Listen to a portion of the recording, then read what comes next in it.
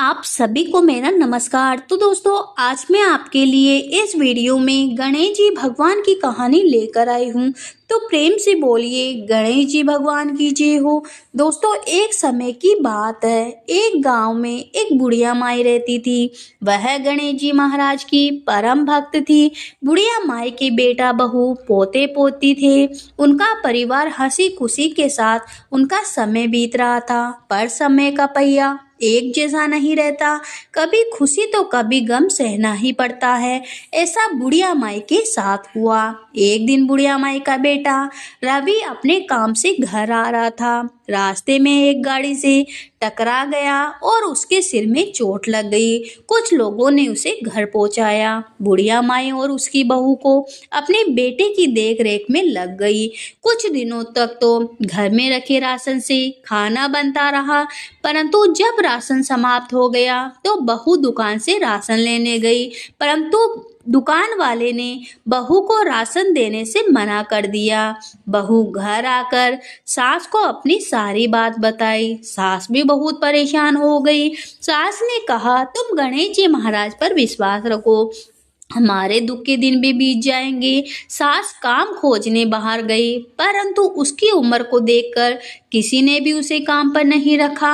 वह एक सेठ के दुकान पर काम मांगने गई, परंतु सेठ के लोगों ने उसे चोर और भीख मांगने वाली कहकर वहां से भगा दिया।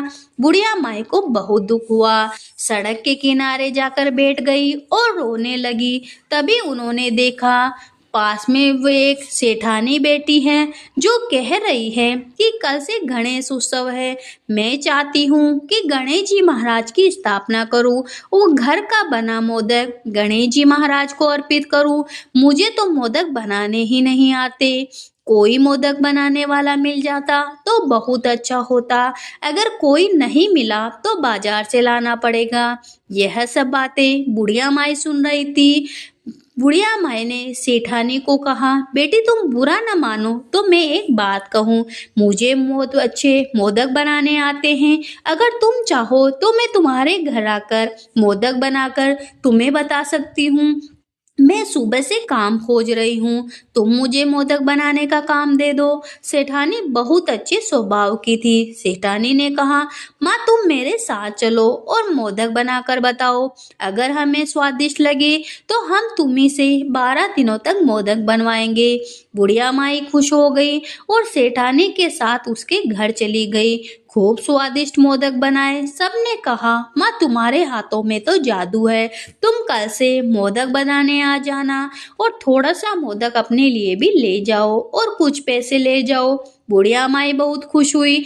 वहां से वह बाजार गई, कुछ राशन और खाने पीने की वस्तुएं ली और एक छोटे से गणेश जी महाराज की मूर्ति भी ले ली और घर आकर बेटे बहू को सारी बात बताई और गणेश जी महाराज की स्थापना करी। मोदक का भोग लगाया और हर रोज सेठानी के घर मोदक बनाने जाती। बुढ़िया माई सुबह नहा धोकर चली जाती। सेठानी थोड़ा सा मोदक बुढ़िया माई को भी दे देती। बुढ़िया माई गणेश जी महाराज को मोदक का भोग लगाती और बैठकर जय गणेश जी महाराज का कीर्तन करती। ऐसे ही 9 दिन निकल गए। एक दिन बुढ़िया माई की परीक्षा लेने के लिए गणेश जी महाराज एक छोटे से बालक के रूप में बुढ़िया माई के घर आए और मोदक खाने के लिए कहने लगे। बुढ़िया माई ने बड़े प्रेम से उस बालक को घर के अंदर लाई और सेठानी के घर से जो मोदक लेकर आई थी वो भोग लगाया। वह मोदक उस बालक को खाने को दिया। बालक मोदक खाकर बहुत खुश होकर चला गया। तभी चमत्कार हुआ। बुढ़िया माई का घर अन्न धन सोना चांदी से भर गया।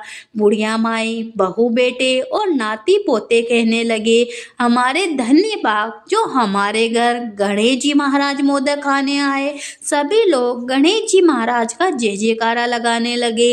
इसी भरोसे और विश्वास के साथ गणेश जी महाराज भी हमारे घर आना और सुख संपत्ति से हमारा घर भर देना, जीवन में संकट ना आने देना।